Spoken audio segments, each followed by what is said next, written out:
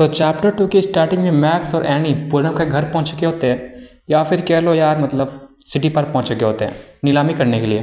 पूनम यहाँ एनी को कह रही होती है कि वो कुछ ज़्यादा ही एक्साइटेड लग रही है। लगता है वो आज स्लीपिंग जेट जीत कर ही रहेगी। जिनको नहीं पता स्लीपिंग जेट क्या है, मैं एक बार स्क्रीन में दिखा देता हूँ। नॉर्मल लोग तो इसको इस्तेमाल ही नहीं करते हैं, सिर्फ अमीर लोग ही इस्तेमाल करते हैं।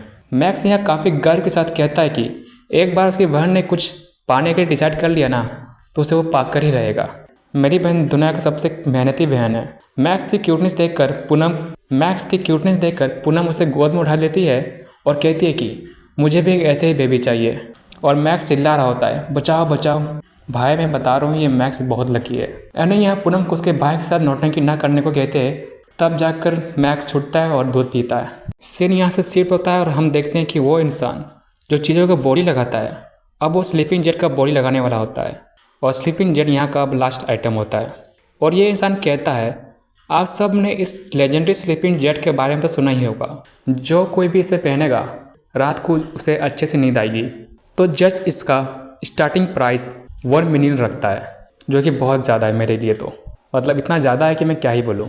लेकिन यहाँ के जितने अमीर लोग होते हैं वो कहते हैं कि मैं 1.2 मिलियन देने के लिए तैयार हूँ, 1.3 मिलियन देने के लिए तैयार हूँ। लेकिन इस कहानी का हीरो सोनू रजवार कहता है कि मैं 10 मिलियन देने के लिए तैयार हूँ। ये सुनकर जितने भी अमीर लोग होते हैं उनके बीच खामोशी छा जाती है। और वहीं पूनम सोनू रजवार को देखकर पागल हो रही होती है, क्योंकि पूनम रजवार की बहुत बड़ी फ़ैन है। और वो कहती है एनी को, लगता है तुम्हें काफ़ी टफ कंपटीशन मिलने वाला है। ये जज कहता है कि वो इंसान 10 मिलियन देने के लिए तैयार है, क्या कोई इससे भी ज़्यादा पैसा देना चाहेगा क्या। सारे अमीर लोगों की बोलती बंद हो चुकी होती है। लेकिन तभी एनी पूनम को $15 मिलियन लगाने को कहती है। ये देखकर सोनू रजवार का चेला कहता है कि देखो, इस चेले का नाम हमें बताया नहीं गया है, तो इसका नाम मैं रख देता हूँ बेगनी बालों वाला। बेगनी बालों वाला कहता है कि यह फर्स्ट टाइम है जब किसी ने हमारे मिस्टर सोनू से कम्पीट करने की कोशिश करी है। क्या ये दोनों मिस्टर सोनू के लिए प्रॉब्लम क्रिएट कर सकते हैं क्या। वहीं दूसरा चेला बोलता है, इसका भी नाम बताया नहीं गया, तो इसका नाम रख देता हूँ पीले बालों वाला। मिस्टर सोनू अपने ग्रैंड मदर की जगह यहाँ पर आए हैं। मिस्टर सोनू यहाँ पर अपने ग्रैंड मदर के लिए आए हैं, तो इतनी जल्दी त्योहार नहीं मानेंगे। सोनू पूछता है पीले बालों से, क्या ये स्लीपिंग पील से भी ज़्यादा अच्छा है क्या। पीले बालों वाला कहता है, मैंने कभी भी स्लीपिंग जेट इस्तेमाल नहीं करा, पर मैंने सुना है कि इस बार में जितनी भी चीज़ों का बॉडी लगाया जाता है वो नकली नहीं हो सकता। अब सोनू 30 मिलियन देने के लिए तैयार होता है। ये सुनकर बैगनी बालों वाला कहता है कि वो दोनों लड़कियां हमारे सोनू के सामने कुछ भी नहीं है। ये छोटी मोटी नीलामी हमारे मिस्टर सोनू के सामने कुछ भी नहीं है, क्योंकि हमारे सोनू बहुत ज़्यादा ग्रेट और रिच हैं। वहीं पीले बालों वाला कहता है कि मिस्टर सोनू, मैं आपको एडवांस में मुबारक देता हूँ, क्योंकि मुझे पता है कि आप स्लीपिंग जेट जीत लोगे। 30 मिलियन सुनकर जज के तो आंखों में चमक आ जाता है और वह कहता है कि क्या कोई इससे भी ज़्यादा बॉडी लगाना चाहेगा। एनी पूनम को 50 मिलियन बॉडी लगाने को कहता है। मैक्स ये देखकर अपने बहन पर बहुत ज़्यादा गर्व महसूस कर रहा होता है। बैगनी बालों वाला कहता है कि आखिर ये दोनों लड़कियां हैं कौन, इनकी हिम्मत कैसे हो रही है हमारे सोनू के साथ कंपीट करने की, और वो भी इस आइटम के लिए। पीले बालों वाला कहता है कि अब ये काफ़ी इंटरेस्टिंग होते जा रहा है।